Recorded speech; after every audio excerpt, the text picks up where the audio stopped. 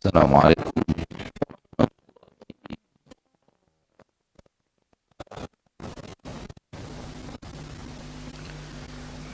Innal hamdalillah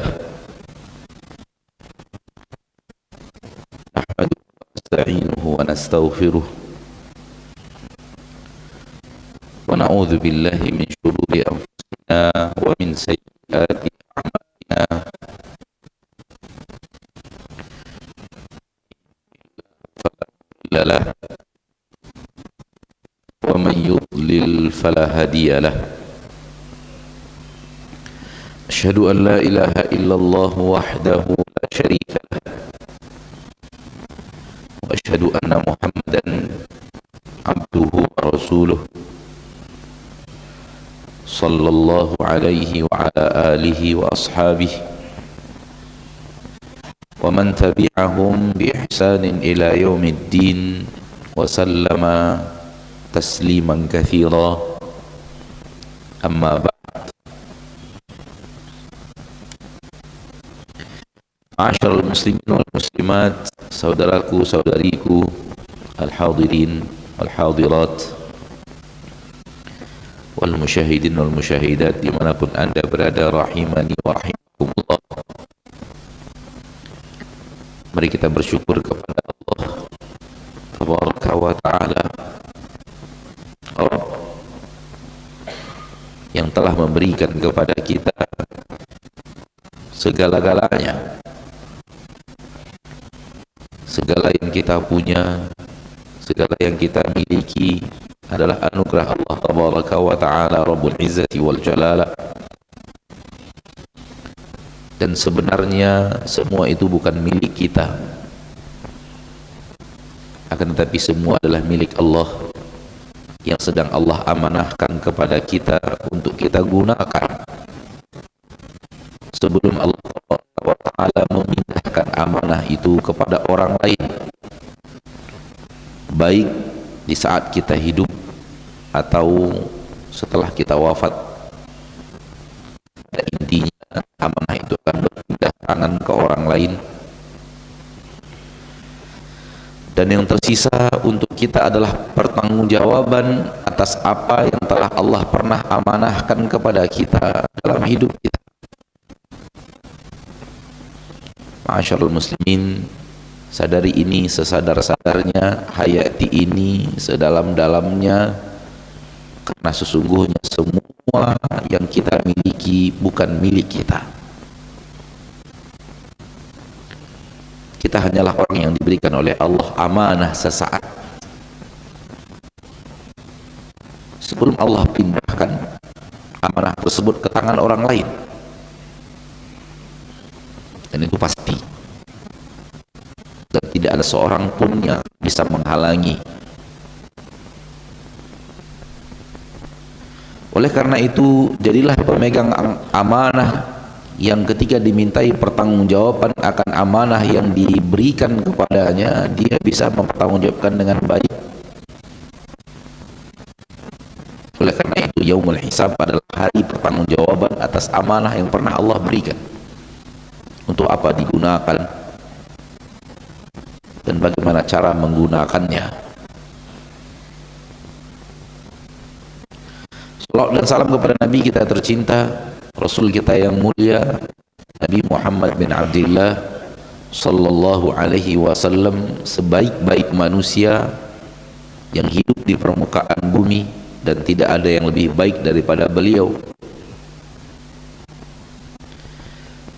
Secara manusia Rasulullah SAW adalah manusia yang sempurna. Allah berikan kepada Nabi kita tercinta semua kebaikan.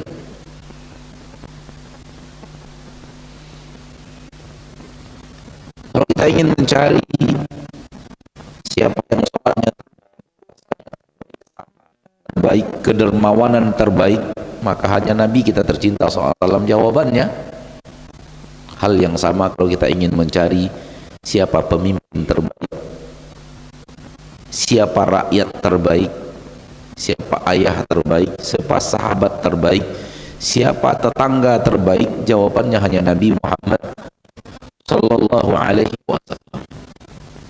Hal yang sama kalau kita bertanya bagaimana cara makan terbaik, cara tidur terbaik, cara beraneka ragam. Semua itu yang terbaik hanya pada Nabi kita Muhammad sallallahu alaihi wasallam. Oleh karena itu, dengan mengikuti dan mencontoh segala sesuatu yang datang dari Nabi sallallahu alaihi wasallam, maka akan terkumpul pada seorang insan kebaikan dan kebaikan. Oleh karena itu, di dalam Al-Quran ketika Allah menyebut Rasulullah SAW sebagai suri tauladan, maka Rasulullah SAW disuruh kita untuk menjadikan beliau suri tauladan secara global, secara umum, secara keseluruhan, tidak khusus dalam masalah ketaatan, masalah ibadah, dan masalah-masalah yang berhubungan dengan surga dan akhirat dan apa saja. Lakum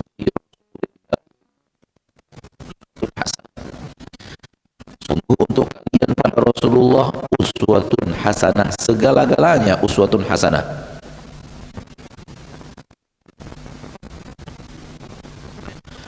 Ma'asyiral muslimin wal muslimat rahimani wa rahimakumullah. Hari Ahad subuh seperti yang pernah kita lakukan di majelis ini adalah hari di mana kita berbicara tentang Allah, dan alhamdulillah sudah pernah satu majelis kita lakukan di masjid ini beberapa waktu yang lalu, dan hari ini insyaallah majelis yang kedua dari masjid ini di mana kita berbicara tentang Allah Rabbul Izzati wal Jalal. Dan kita ingatkan diri kita, saudara-saudari kita kaum muslimin dan muslimat rahiman wa rahimakumullah, isi Al-Quran adalah bicara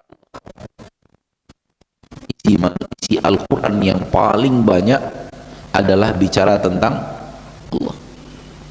Tidak ada yang lebih banyak daripada itu.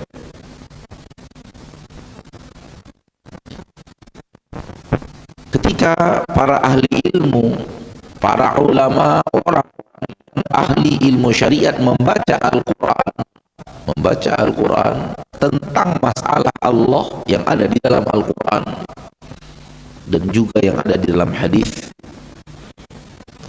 lalu kemudian para ulama ingin membuat pengelompokan, maka sebagian mereka mengatakan ilmu tentang Allah itu terbagi dua, dan sebagian lain mengatakan terbagi tiga. Pengelompokan ini yang disebut oleh para ulama hasil dari mempelajari kitabullah dan pengelompokan tidak mendatangkan sesuatu dari diri pribadi, tapi membaca Al-Quran membuat ini masalahnya ada di sini. Sebagian ulama mengatakan bicara Allah dua. Sebagian ulama mengatakan bicara Allah berbicara tentang dirinya di dalam Al-Quran, bicara Allah di dalam hadis 2 poin, ada yang mengatakan 3 poin. Kita masuk ke dalam 2 poin terlebih dahulu. Poin yang pertama, bab ilmi al-khabari, bab ilmu dan khabar.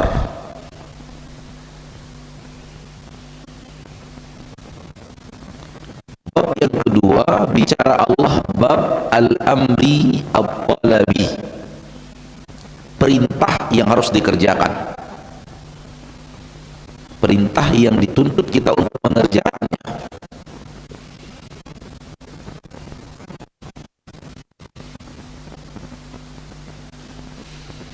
Jadi sebagian para ulama berbicara ilmu tentang Allah di dalam Al-Quran, ayatnya sangat banyak, namun setelah dilihat, perhatikan di kelompok-kelompok bagi dua.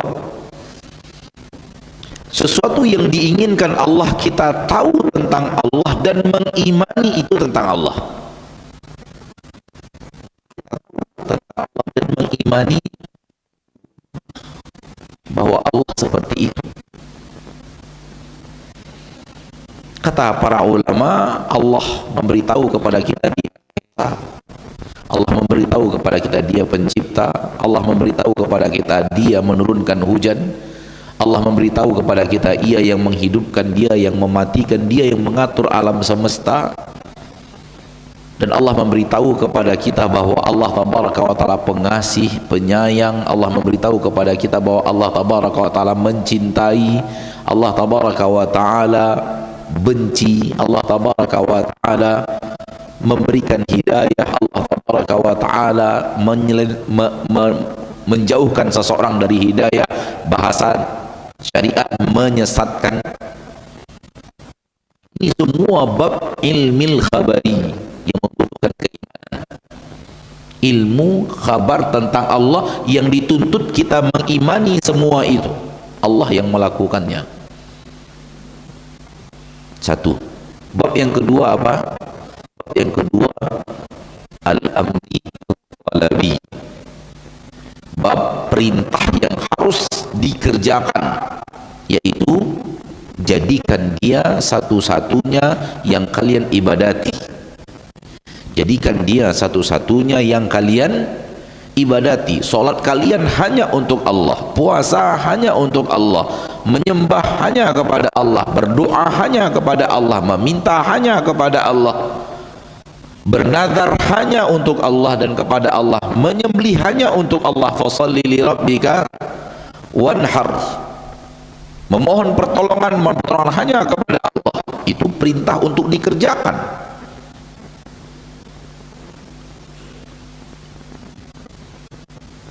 Sudah? Ini hasil ilmiah para ahli ilmu ketika membaca ayat-ayat tentang Allah, membaca hadis-hadis tentang Allah. Pembagiannya dua. Pembagiannya ilmu yang harus diyakini, khabar yang harus diimani dan tak boleh tidak. Kemudian bab yang kedua, bab apa? Perintah yang harus dilaksanakan dan dikerjakan. Ini hal-hal yang berhubungan dengan Allah. Semua yang berhubungan dengan Allah di dalam Al-Quran, pembahagiannya kepada dua bahagian ini. Ima Allah memberitahu kepada kita siapa Dia, apa yang Ia lakukan,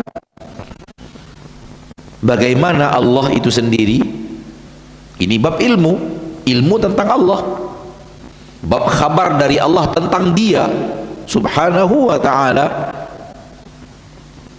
Dan sesuatu yang harus kalian lakukan wahai manusia kepada Dia.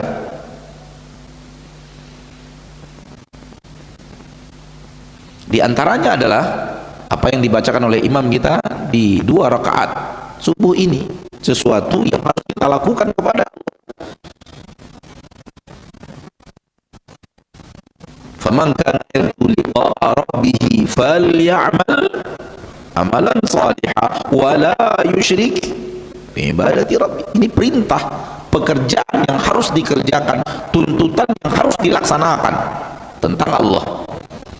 Barang siapa yang ingin bertemu dengan Rabbnya, maka hendaklah dia beramal saleh dan jangan dia menyekutukan Rabbnya dengan sesuatu.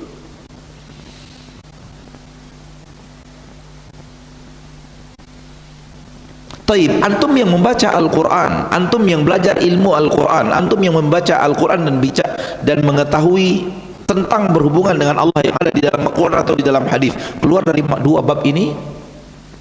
Apakah keluar dari dua bab ini hal-hal yang berhubungan dengan Allah yang ada di dalam Al-Quran, yang ada di dalam hadis? Coba cari bab yang berikutnya. Ini dia yang namanya istiqra.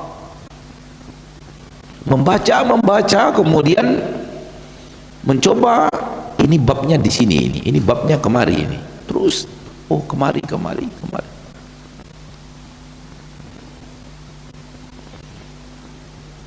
Apa ya di dalam istilah ilmiah manusia zaman sekarang? Aku kurang paham dalam istilah ilmiah manusia sekarang. Membuat kesimpulan pengelompokan setelah membaca, melihat ini babnya ini, ini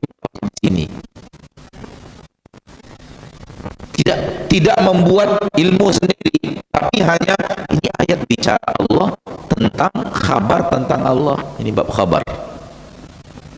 Ini perintah untuk dilakukan sesuatu tentang kepada Allah. Ini bab perintah.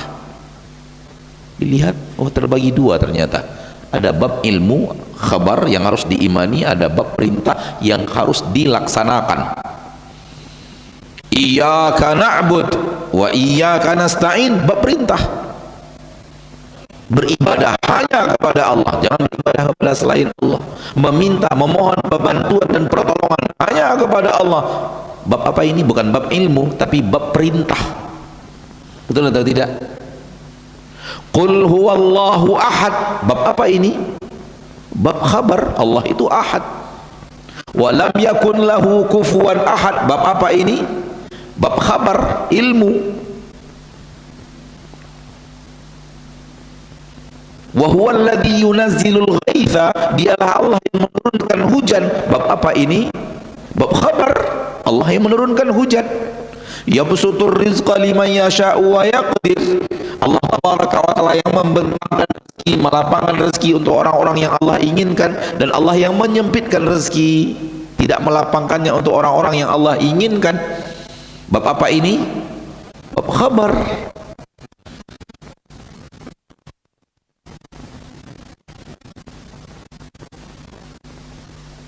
Ud'u rabbakum tadarru'an wa khufya, berdoalah kalian kepada Rabb kalian penuh dengan tadarru', meminta, memelas kasihan kepadanya. Bab apa ini? Bab perintah. Jadi yang berhubungan dengan Allah di dalam Al-Quran dan Hadis, bab perintah dan bab khabar. Bab khabar ilmu, bab perintah tuntutan untuk mengamalkan. Ini manakala dilihat dari dua poin. Sebagian ulama mengatakan tiga. Mana dia yang tiga itu? Yang tiga itu bab ilmu dan khabar dibagi dua. Tadi kan dua, ilmu dan khabar. Yang kedua, perintah yang harus dikerjakan. Betul atau tidak? Ada yang mengatakan tiga. Para alimu setelah membaca, oh sepertinya tiga, bukan dua. Ketika ditilkan lagi bab ilmu dan khabar, ternyata bab ilmu dan khabar terbagi dua. Bab ilmu dan khabar terbagi dua, bukan satu bab. Memang di bab ilmu dan khabar, ini bab ilmu dan bab khabar yang harus diimani. Ini bab perintah yang harus dikerjakan tentang Allah. Dilihat lagi oleh para ulama, perintah yang harus dikerjakan tentang Allah ini bab yang satu. Kayaknya bab ilmu dan khabar ini kayaknya bukan satu bab tapi dua bab. Maka mereka katakan tiga. Ilmu tentang Allah itu tiga poin. Oke, masalah bab perintah yang harus dikerjakan sudah jelas di sini. Beribadah hanya kepada Allah, berdoa hanya kepada Allah, meminta hanya kepada Allah, minta rezeki hanya boleh kepada Allah, bernadar hanya untuk Allah, bersumpah hanya dengan nama Allah tabaraka wa ta'ala, menyembelih hanya untuk Allah, minta pertolongan hanya kepada Allah, minta hujan hanya kepada Allah tabaraka. Ini bab perintah yang harus dikerjakan. Oke? Ini selesai kita. Pindah kepada bab ilmu. Ilmu tentang Allah, khabar tentang Allah, ya semuanya khabar, tapi sepertinya terbagi dua. Pertama, khabar tentang Allah, tentang siapa dia. Kemudian yang kedua, kabar tentang Allah, tentang apa yang ia lakukan. Nampak perbedaannya? Kabar tentang Allah, siapa dia. Allah itu Ar-Rahman, Ar-Rahim. Allah itu yang Basir, As-Sami'. Allah itu Alim, Hakim, Ghafur, Rahim, Tawwab, Wahhab, Fattah. Lihat akhir daripada surat Al-Hasyr, huwallahu alladzi la ilaha illahu al-malikul quddus salamul mu'minul muhaiminul azizul jabbarul mutakabbir. Wallahu alladzi la ilaha illahu al-malik al-qudus. Itu ilmu siapa? Nama-namanya. Ini satu bab kayaknya. Bicara siapa Allah. Berikutnya bicara apa yang Allah lakukan. Apa yang Allah lakukan? Allah yang menurunkan hujan, Allah yang mendatangkan rezeki, Allah yang memberi kalian rezeki dari langit dan dari bumi dan dari langit, Allah yang menciptakan kalian, Allah yang menurunkan kepada kalian hujan, Allah yang menumbuhkan tanaman, Allah yang menciptakan gunung, Allah yang melapangkan untuk kalian kehidupan, Allah yang mengirim kepada kalian sesuatu, Allah yang melakukan perbuatan Allah Taala. Faham yang saya maksud? Maka para ulama yang melihat poin ini, bab ilmu khabar tentang Allah terbagi dua, akhirnya membagi menjadi tiga. Itulah dia dalam istilah para ulama rububiyah, hal yang berhubungan dengan apa yang Allah lakukan.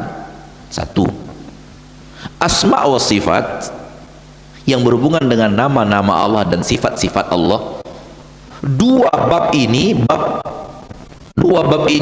dibicarakan dalam satu bab ketika pembagiannya menjadi dua. Jadi lihat lagi, ternyata bab yang khabar ilmu terbagi dua. Yang berhubungan dengan rububiyah Allah, apa yang Allah perbuat, apa yang Allah lakukan, apa yang Allah Tabaraka wa Ta'ala perbuat kepada hamba-hambanya, dan tentang nama-nama Allah, sifat-sifat Allah. Jadi yang berhubungan langsung dengan nama dan sifat Allah, dan yang berhubungan dengan apa yang Allah lakukan. Kemudian yang terakhir, bab yang sama dengan bahasan bahagian yang di atas, sehingga dengan yang seperti ini mereka mengatakan ilmu tentang Allah terbagi tiga. Ilmu tentang Allah terbagi tiga. Ilmu yang berhubungan dengan nama dan sifat, ilmu yang berhubungan dengan apa yang Allah lakukan, dan ilmu yang berhubungan dengan kita harus bagaimana sih kepada Allah. Baik, bisa dipahami? Itu dia tauhid terbagi tiga. Itu dia tauhid terbagi tiga. Itu yang paling masyhur dari pembagian tauhid. Kita harus mengesahkan Allah, oke. Wajib mengesahkan Allah, wajib. Dari sisi apa kita harus mengesahkan Allah? Dari tiga sisi. Sisi pertama, mengakui keesaan Allah bahwa Dia yang mengatur segala-galanya. Dua, wajib untuk mengesahkan Allah dalam bab Dia punya sifat itu satu-satunya, dan Dia yang punya nama itu satu-satunya, tak ada yang bersekutu dengannya dalam nama dan sifat itu. Kemudian harus mengesahkan Allah, iya, dari bab apa? Dari bab di mana kita harus menyembah Dia, beribadah kepada Dia, tak boleh kepada selainnya. Nampak saudaraku, saudariku, kaum muslimin dan muslimat? Orang mengatakan ilmu tauhid terbagi tiga ini diambil dari Nasrani. Ilmu yang diambil dari Nasrani, karena Nasrani mengatakan maka orang-orang yang membagi tauhid menjadi tiga ini kaum yang niru-niru Nasrani. Ya akhi, ini ilmiah yang luar biasa, ilmiah. Kalau antum tak percaya, ya silahkan antum yang membuat. Ya udahlah, ini Al-Quran, ini hadis, tolong buat ilmiahnya kepada kami bagaimana. Cobalah, coba lakukan. Maunya ilmiah bicara Allah itu yang ada di dalam Al-Quran, mau bagaimana sih?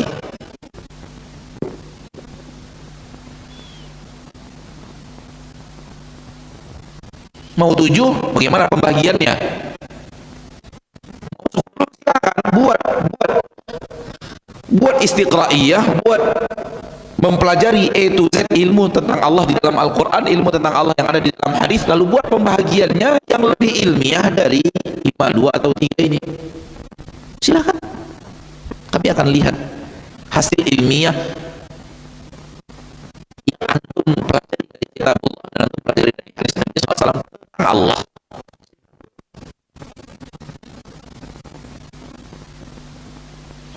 Oleh karena itu para ulama tidak mendatangkan dari kantong mereka sesuatu tentang Allah. Para ulama tidak mendatangkan dari kantong mereka sesuatu tentang Allah yang tidak ada di dalam Al-Quran, tidak ada di dalam hadis. Apa yang mereka lakukan? Yang mereka lakukan hanya membaca Al-Quran, memahaminya, berusaha mengelompokkan sesuai dengan pengelompokannya. Karena tuntutan ilmiah yang sama tidak boleh dipisahkan, yang terpisah tidak boleh disamakan. Betul tidak? Laki-laki ya laki-laki, perempuan ya perempuan. Jangan disamakan laki-laki dan perempuan. Menyamakan laki dan perempuan satu perbuatan yang salah. Karena Allah sudah bedakan, maka bedakan apa yang Allah bedakan. Kelompokkan, samakan apa yang Allah samakan. Yang di atas taruh di atas, yang di bawah taruh di bawah. Akan tetapi keinginan untuk membantah. Salahkah saya untuk mengatakan syahwat untuk membantah? Semoga tidak salah. Kalau salah saya memohon ampun kepada Allah dan minta maaf. Keinginan untuk membantah dari hal yang 3 yang ada di luar agama Islam. Oh, kayaknya Trinitas cocok ini. Nah, udah Trinitas. Trinitasnya dari mana? Apakah karena dia terbagi 3 lalu kemudian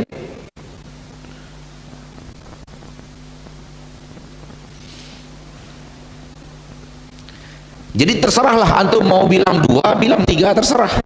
Yang penting antum mengerti siapa Allah, itu yang penting. Mau sebut 2, yaitu ilmu khabar yang wajib diimani. Satunya perintah yang harus dikerjakan.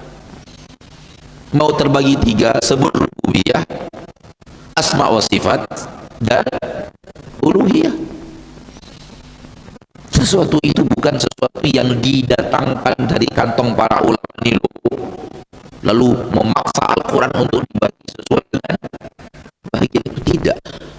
Itu datang dari membaca Al-Quran, itu datang dari membaca Al-Quran, membaca sunnah Nabi, lalu melihat, oh ini babnya bab asma wa sifat, ini babnya bab perbuatan apa yang Allah lakukan.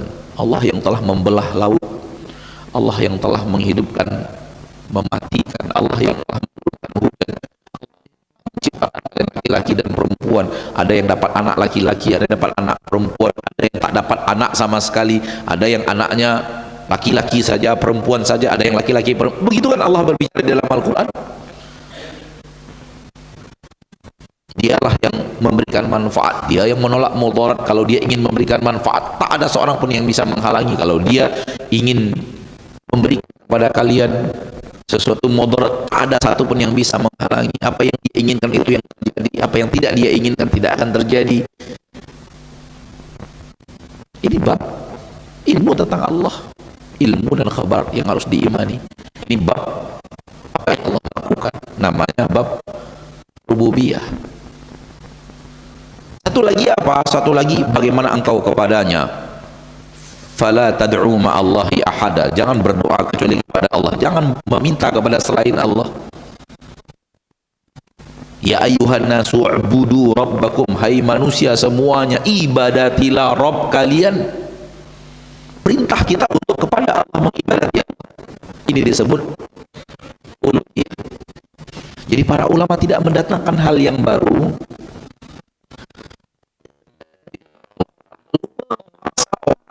Memaksa ayat, memaksa hadis untuk sesuai dengan keinginan sama sekali. Tapi hasil membaca, lalu kemudian ini namanya istiqra. Akhirnya kita mengerti dan paham. Semoga kita mengerti dan paham. Mereka mengatakan, mana dalilnya tauhid terbagi 3? Jawaban saya, baca Al-Quran. Pernah dengar nggak ada orang mengatakan mana dalilnya tauhid terbagi Tiga. Yang mereka inginkan itu mungkin dalam ayat Al-Quran, dalam hadis adalah Rasul mengatakan inna tauhid yang qasimu ila tauhid terbagi. Bagaimana dalilnya yang seperti itu sehingga kalian berani mengatakan tauhid terbagi tiga? Jawaban saya, baca Al-Quran A to Z. Itu yang ada dalam Al-Quran. Kalau apa yang telah dibaca oleh para ulama dan buat kesimpulan dan tunjukkan kesimpulan antum yang lebih ilmiah dari kesimpulan para ilmu yang telah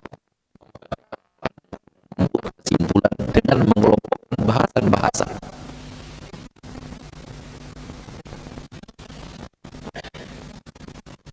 Pernah antum dengar nggak ada orang yang minta dalil mana tauhid terbagi tiga?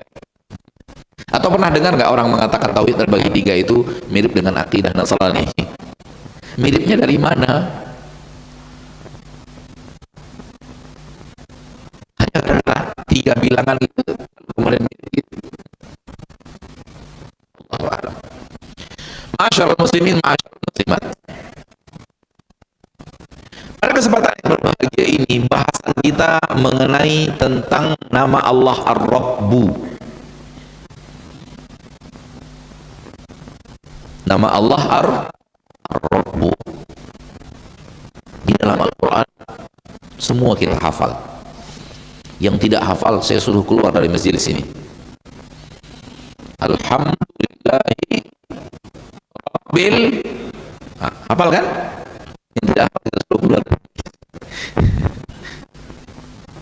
Bismillah.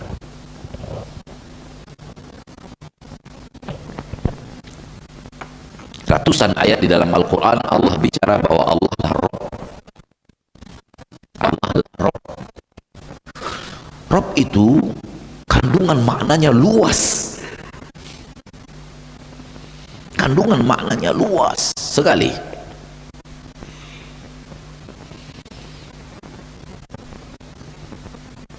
Untuk melihat itu, apa ini? Kipas yang jalan muter-muter. Itu Allah.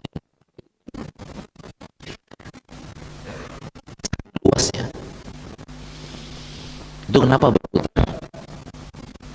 Karena Allah yang mengatur dia berputar.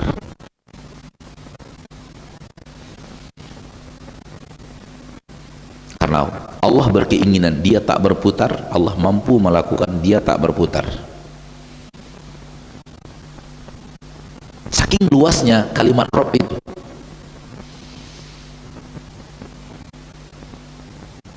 Akan tetapi bahasan Rabb kata para ulama mengacu kepada beberapa poin penting. Pertama, Allah yang mencipta. Kedua, memiliki. Ketiga, mengatur.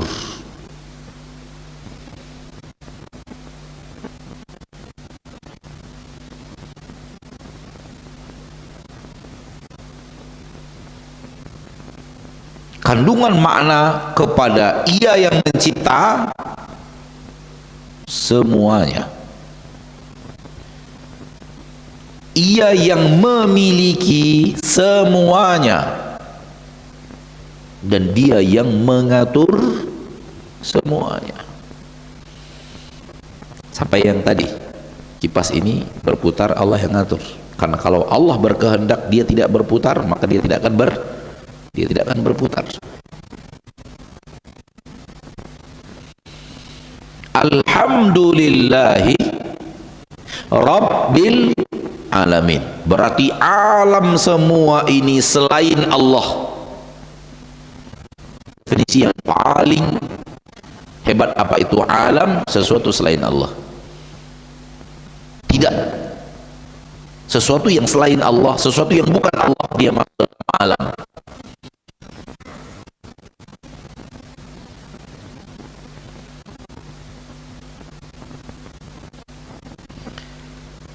Allah menciptanya, Allah yang memilikinya, dan Allah Taala yang mengaturnya. Di mana tidak ada pencipta selain Dia, Tidak ada pemilik selain dia dan tidak ada pengatur selain dia.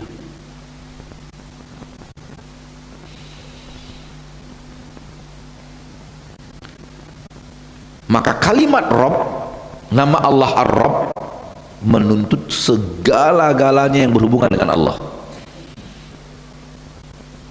dan mencakup nama-nama Allah, menunjukkan kepada seluruh nama-nama Allah. Oleh karena itu, Fadilatul Syekh Abdul Razak di dalam nama Allah Ar-Rabb membawakan beberapa perkataan para ulama. Silakan dilihat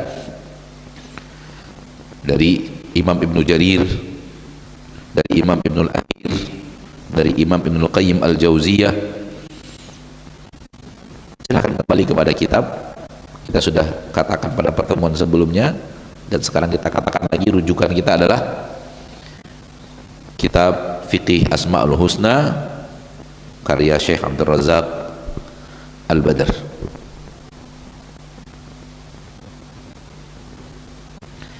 Ma'asyarul muslimin, ma'asyarul muslimat, Allah Tabaraka wa Ta'ala ingin kita mengetahui bahwa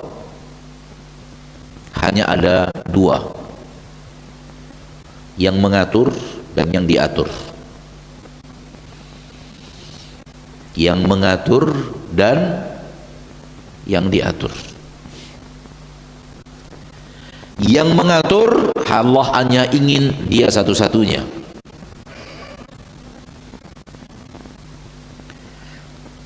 Allah hanya ingin dia satu-satunya. Tak ada yang mengatur selain dia.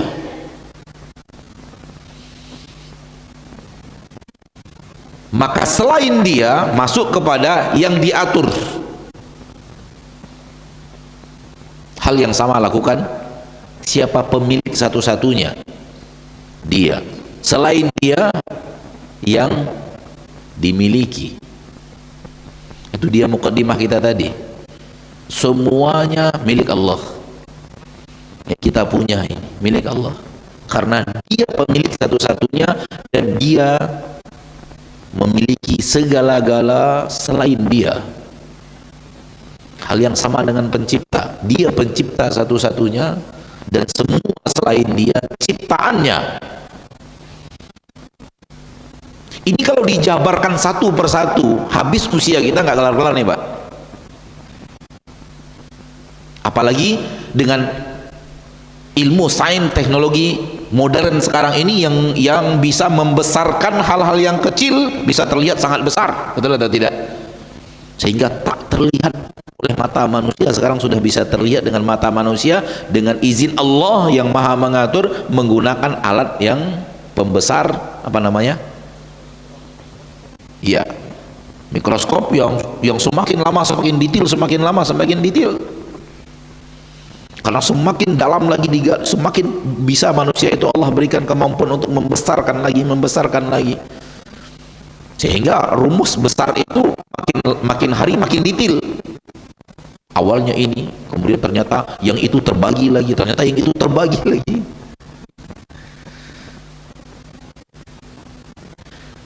Dan kita sebagai orang awam dalam ilmu sains dan teknologi hanya bisa apa ya, menukilkan kepada kita pembicaraan para ilmu sains dan para ahli sains dan teknologi, karena kita tak punya ilmunya. Dalam hal ini kita menyerah kepada ahli ilmu, sandarkan ilmu kepada ahlinya,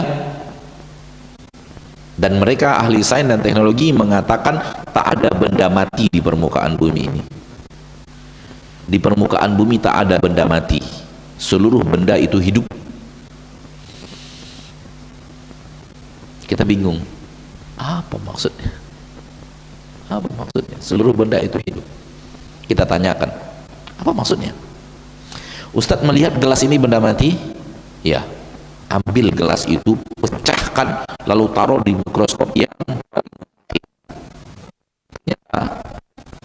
kaca itu memiliki elemen-elemen yang bergerak dan berputar. Pandangan mata kita ini benda mati, menurut kita benda mati. Tapi setelah dipecahkan, diambil bahagian dia, ditaruh di alat pembesar yang termutakhir, yang Allah mudahkan manusia untuk sampai kepada ilmu tersebut. Lalu dilihat, ternyata barang elemen terkecil yang bisa diketahui oleh manusia dari benda ini ditaruh itu bergerak dan dia berputar-putar seperti putaran tawaf, lawan dari putaran jarum jam. Gini ya, maaf kalau gini jam ya, begini dia berputar. Jadi ini benda hidup, ini benda hidup, ini benda hidup, meja ini benda hidup, dia bergerak, namun mata kita tak mampu untuk melihatnya. Begitu ilmuwan itu berbicara seperti itu, subhanallah, maha suci Allah, maha hebat Allah, maha memberitahu Allah.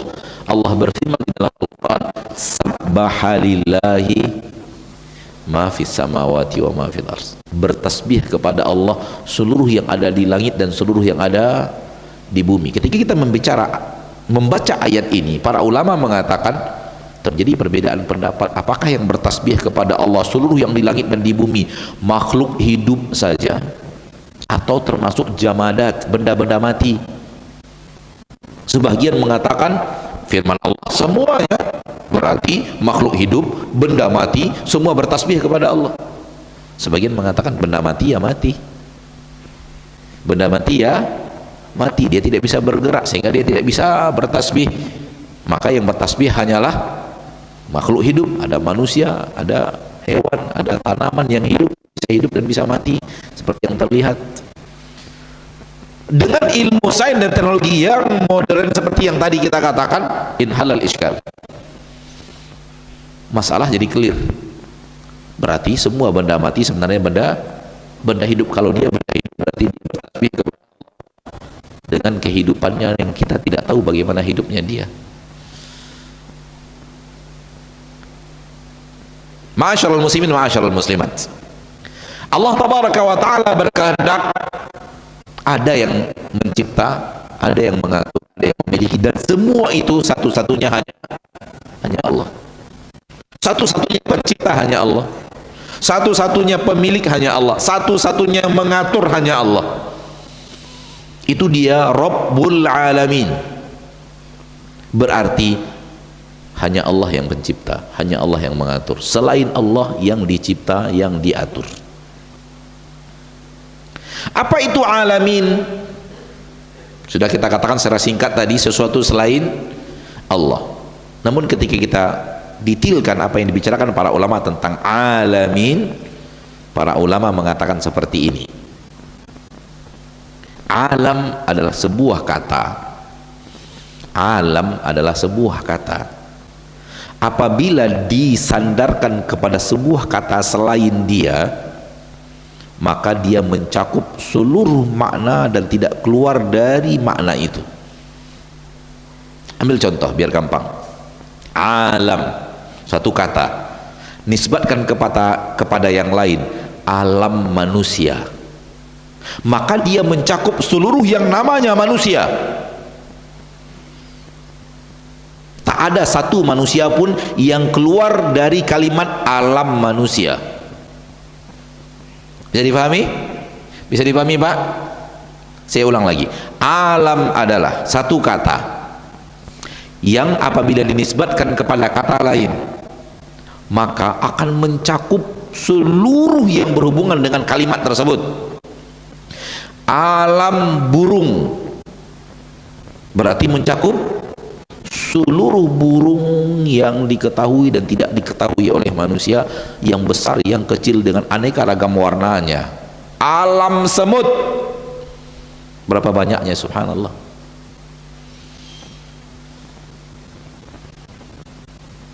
Semut pun bermacam-macam, burung pun bermacam-macam, masuk semuanya. Ketika disebut alam burung, masuk semua burung. Ingin didetailkan lagi, alam merpati, yang suaranya itu apa namanya, burung yang suaranya dipertandingkan itu,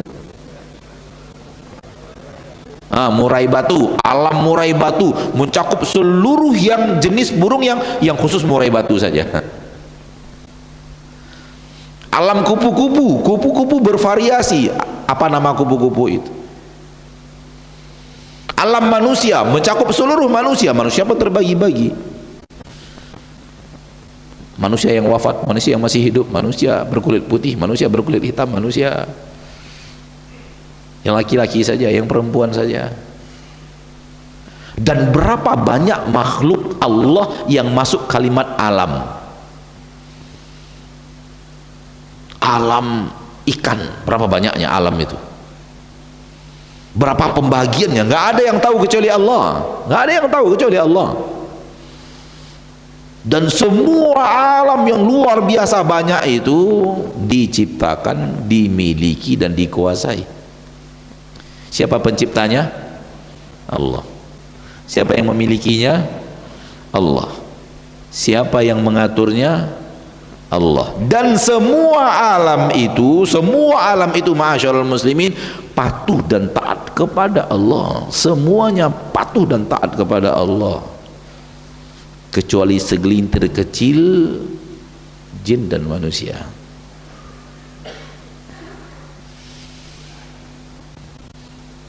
Maka nama Allah Ar-Rabb apabila difahami dengan makna yang seperti ini, wow, sesuatu di luar jangkauan akal manusia mendetilkannya. Dan terlihat di dalam Al-Quranul Karim, Allah mengatakan semua ciptaan Allah itu seimbang, dan kalian tidak akan menemukan cipta Allah itu yang pincang. Allahu Akbar. Semua alam yang luar biasa banyak ini seimbang, penuh dengan keseimbangan. Allah yang menciptakan, Allah maha sempurna, maka seimbang antara siang dan malam, seimbang laki-laki dan perempuan, seimbang dan seimbang. Wallahu Akbar. Semuanya seimbang, adanya daratan, adanya lautan, adanya pepohonan, ada. Boleh karena itu ketika dirusak terjadi kepincangan.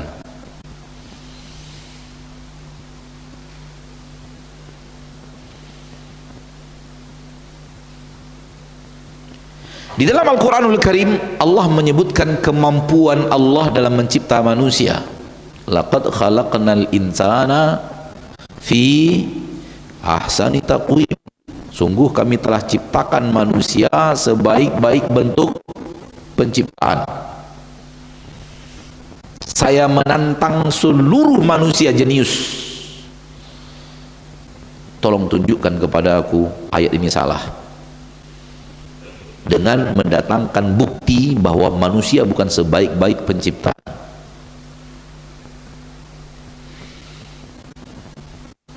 Caranya gampang. Tantangan ini caranya gampang. Kumpulkan orang-orang jenius, kumpulkan manusia-manusia yang katanya hebat, kumpulkan ahli-ahli ilmuwan dunia, kumpulkan para profesor-profesor ilmuwan dunia, suruh mereka mencari tempat untuk anggota tubuh manusia selain dari tempatnya yang sekarang. Cukup itu tugasnya. Manusia terlalu banyak mengatakan bahwa dia hebat, dia mampu, dia begini, dia ilmuwan, dia orang hebat, dia sampai menolak adanya Allah. Menolak adanya pengatur untuk alam semesta, menolak adanya Rabb yang memiliki, menolak adanya Rabb yang mencipta alam ini terbentang begitu saja, terjadi begitu saja tanpa ada yang mengatur. Alangkah gobloknya kalian. Dengan ilmu yang kalian nyatakan, itulah ilmiah mutakhir zaman sekarang.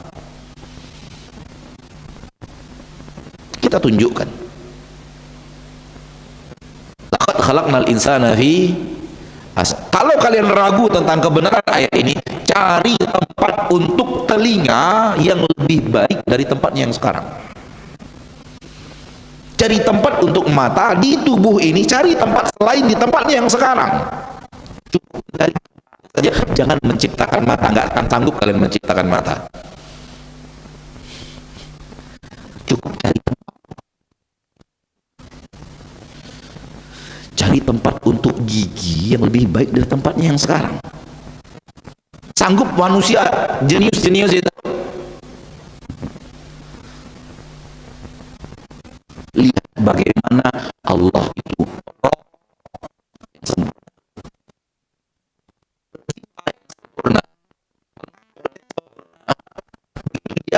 itu yang terbaik. Siapa yang lebih hebat daripada Allah? Siapa yang lebih jujur, lebih benar daripada Allah dalam pembicaraan?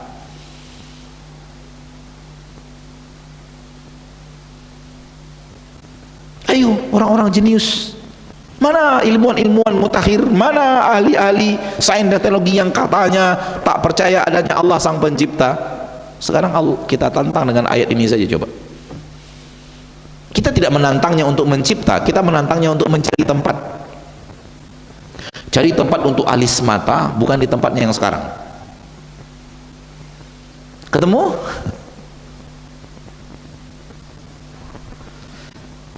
Keselarasan antara apa yang ada di dalam Al-Quran dengan apa yang terjadi di alam semesta menunjukkan bahwa pencipta alam semesta yang menurunkan Al-Quran. Semua yang Allah katakan di dalam Al-Quran tak bertabrakan 1/sekian% pun dari kenyataan yang ada di alam nyata. Berarti pencipta alam nyata ini adalah yang menurunkan Al-Quran. Dialah ilah yang diperintahkan oleh Nabi kita tercinta sebagai utusan Allah kita untuk mengibadatinya. Karena semua dia yang mengatur, semua dia yang memiliki.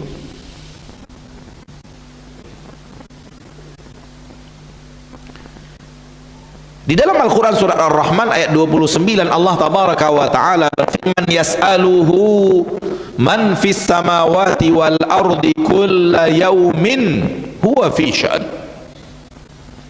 Seluruh yang ada di langit dan di bumi meminta dan memohon kepada Allah.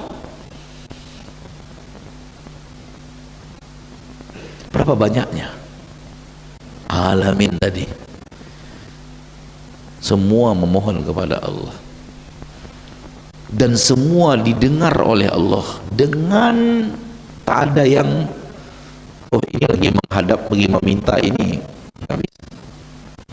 satu-satu. kayak kita yang lemah ini, kalau orang meminta sekali, antum kalau ngomong pada anak sekali banyak seperti ini, anak akan bisa satu pun paham. Tapi itulah Allah, kulla yaumin huwa fi sya'an. Setiap hari Allah itu sibuk dengan perkara-perkara urusan pengaturan alam semesta, mendengar doa dan permintaan alam semesta, mengabulkan yang dikabulkan, menghalangi yang sesuai dengan keadilan kasih sayang Allah tabaraka wa ta'ala rabbul izzati wal jalalah. Kalau kita tadabburi ayat ini, ayat ini luar biasa. Yas'aluhu man fis samawati wal ard. Semua yang ada di langit dan di bumi. Sekarang ini semua yang ada di langit dan di bumi ini meminta kepada Allah, semuanya. Semutnya, burung-burungnya, tanamannya, buminya, anginnya, malaikatnya, jinnya, manusianya, dan berapa banyaknya meminta kepada Allah, didengar oleh Allah, dan Allah mengatur semua urusan itu sekarang ini.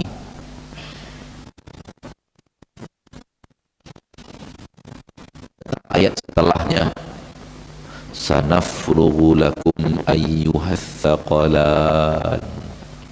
Suatu saat kami akan fokus mengurus kalian.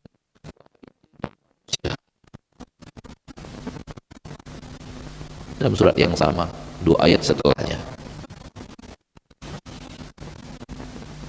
Semoga Allah memaafkan kita di saat Allah memprioritaskan bahasannya adalah manusia dan jin, yaumul hisab. Kemudian apabila kita membaca kitab, maka kita akan menemukan beliau mengatakan rububiyah Allah terbagi 2. Pengaturan Allah terhadap hamba-hambanya terbagi 2, umum dan khusus. Umum untuk semua manusia tanpa terkecuali. Allah tidak bedakan antara yang taat dan yang bejat.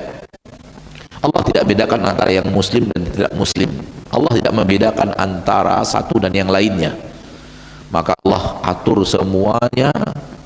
Allah memberikan kepada hamba itu rata. Dan rububiyah yang kedua khusus untuk orang-orang yang merupakan orang-orang yang beriman dan orang yang bertakwa. wali-wali Allah di permukaan bumi, di saat Allah mengarahkan mereka kepada keimanan, mendekatkan kepada keimanan kepada mereka, memberikan mereka taufik untuk menghambakan diri kepada Allah, melakukan tugas dan kewajiban mereka kepada Allah tabaraka wa taala Rabbul Izzati wal Jalalah, membuat mereka istighfar, membuat mereka bertaubat, membuat mereka ruku dan sujud, membuat mereka bersyukur kepada Allah tabaraka wa taala, memberikan kepada mereka kemudahan untuk menjalankan ketaatan dan menjauhkan mereka daripada kemaksiatan. Itu anugerah spesial, pengaturan spesial dari Allah tabaraka wa taala. Ini juga kita temukan di dalam bahasan kitab. Semoga Allah memberikan itu kepada kita. Semoga Allah tabaraka wa taala memberikan itu kepada kita. Berikutnya yang disampaikan oleh beliau di dalam kitab tentang Rabb, kalau kita mengakui dialah Rabb, maka itu menuntut hanya kepadanya kita beribadah. Kalau kita mengakui Allah adalah Rabb, maka kita harus ridho dengan segala keputusan Rabb itu. Kita harus menerimanya. Inilah dia raditu billahi rabbah. Ketika kita mengatakan raditu billahi rabbah, itu artinya kita berdoa hanya boleh kepada Allah. Kita meminta hanya boleh kepada Allah. Kita minta rezeki hanya boleh hanya kepada Allah. Kalau kita raditu billahi rabbah.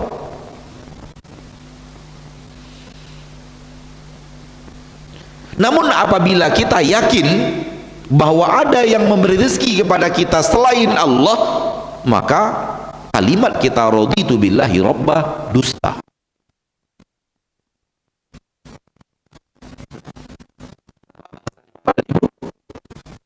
Oleh karena itu kalimat raditu billahi rabbah tidak cukup yakin bahwa Allah yang mengatur, setelah itu minta rezeki kepada dukun. Itu penyelewengan dari raditu billahi rabbah. Anda sangat meyakini rezeki datang dari Allah. Iya Ustaz, iya. Kenapa mintanya ke dukun? Dia orang sakti yang juga bisa ngatur rezeki. Anda telah menjadikan dia Rabb selain Allah. Nampak? Anda yakin nggak bahwa yang menurunkan hujan ini Allah satu-satunya? Yakin banget Ustaz. Kenapa mintanya ke pawang hujan?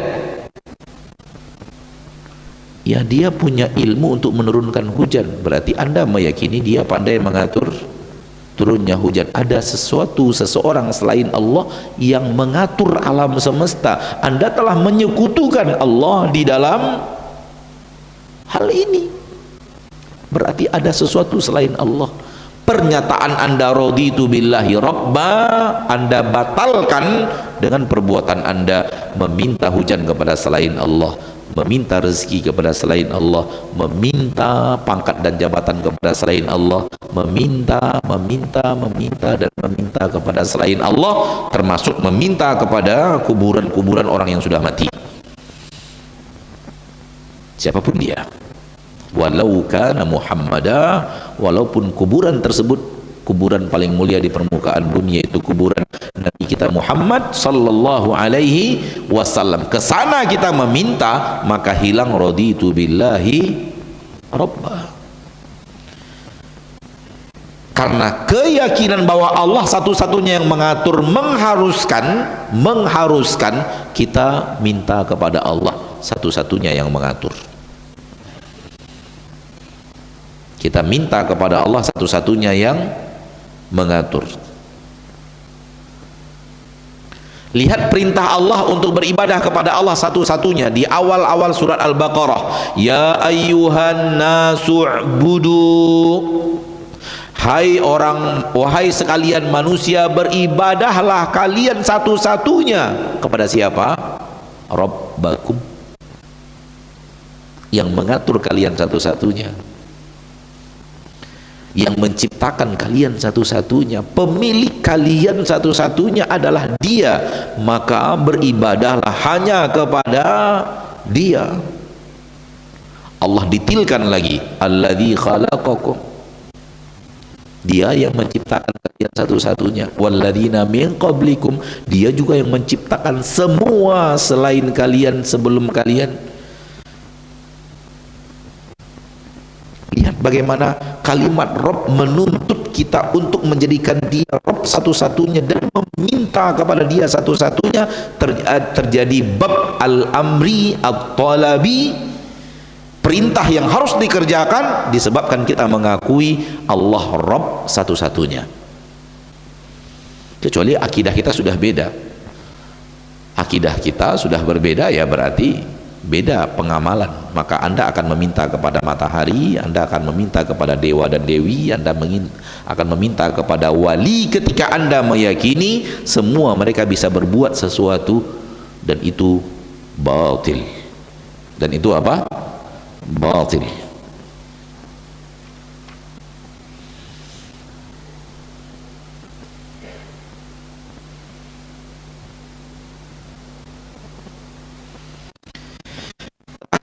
Dalam bahasa ini, ma'asyiral muslimin, ma'asyiral muslimat, rahimani wa rahimakumullah, kalau kita benar-benar yakin Dia yang mengatur, maka serahkan segala urusan kita kepadanya. Serahkan segala urusan kita kepada Allah. Jangan ngedumel kalau yang terjadi sesuatu yang tak kita sukai. Paham kalimat ini kan? Jangan cemberut, jangan kayak nggak nerima gitu, kok begini, kalau memang itu sesuatu yang telah ditentukan Allah. Wa ma tasyauna, tidaklah kalian berkeinginan illa ayyasha Allah, mereka Allah juga berkeinginan. Kalian punya keinginan, ya, manusia punya keinginan. Ketahuilah Allah punya keinginan. Lalu yang ngatur siapa? Anda atau Allah? Rabbul alamin. Dia yang ngatur alam semesta.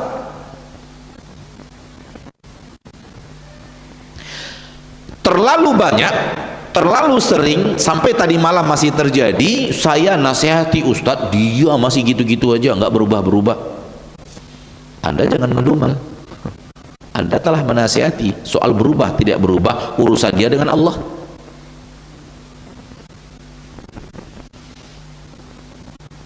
Tadi malam terlalu banyak pertanyaan tentang anak, tentang suami.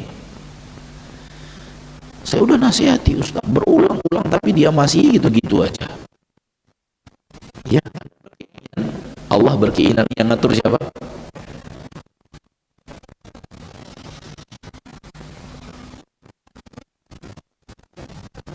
Oleh karena itu, ketika terjadi hal yang tidak disukai oleh seorang hamba pada dirinya, hatinya tetap raditu billahi rabbah dan mengatakan alhamdulillah ala kulli hal. Alhamdulillah ala kulli hal. Kenapa? Hatinya terhubung dengan Allah. Allah yang ngatur. Walaupun saya kecelakaan, ketika ditanya alhamdulillah, itulah keadaan yang ada sekarang. Alhamdulillah. Sehingga membuat hati seorang hamba lapang walau dalam kesempitan, nyaman walau di dalam kepedihan, tenang walau di dalam kondisi yang sangat mencekam. Dan ini tidak bisa diketahui kecuali orang-orang yang benar-benar berusaha untuk mengamalkannya dalam kehidupan mereka sehari-hari dengan raditu billahi rabbah. Semoga bermanfaat, dan ketahuilah bahwa kita dan semua alam semesta ini dan semua yang kita miliki di bawah aturan Allah, A sampai Z, yaitu Z, semua di bawah aturan Allah. Kita boleh berkehendak, berkeinginan, namun tidak boleh memaksakan kehendak dan keinginan. Karena apabila kita memaksakan kehendak dan keinginan, kita seolah-olah merampas haknya Allah, seolah-olah merampas haknya Allah yang berhak untuk apa yang dia inginkan harus terwujud. Itu hanya Allah satu-satunya, karena dia Rabb satu-satunya. Maka lakukan ini terus saudaraku, lakukan terus, asah terus, agar kemudian kita menjadi hamba yang benar-benar ridho bahwa Allah lah yang mengatur kita, sehingga kepadanya semua harapan kita gantungkan. Ikhtiar silahkan, karena itu yang disuruh oleh Allah, namun mengatur tidak. Kalau kita sudah sampai kepada titik ini, maka Nabi SAW mengatakan dhaqa ta'mal iman, dhaqa ta'mal iman, man radiya billahi rabbah, akan mendapatkan manisnya iman orang yang benar-benar ridho Rabb Allah sebagai Rabb. Maka berusahalah untuk mewujudkan itu, karena itu butuh latihan panjang. Apa yang Anda inginkan Allah wujudkan, alhamdulillah. Tidak Allah wujudkan, alhamdulillah. Berarti ada sesuatu yang Allah inginkan yang Anda tidak tahu. Subhanakallahumma wa bihamdika asyhadu an la ilaha illa anta astaghfiruka wa atubu ilaik. Walhamdulillahi rabbil alamin. Wassalamualaikum warahmatullahi wabarakatuh.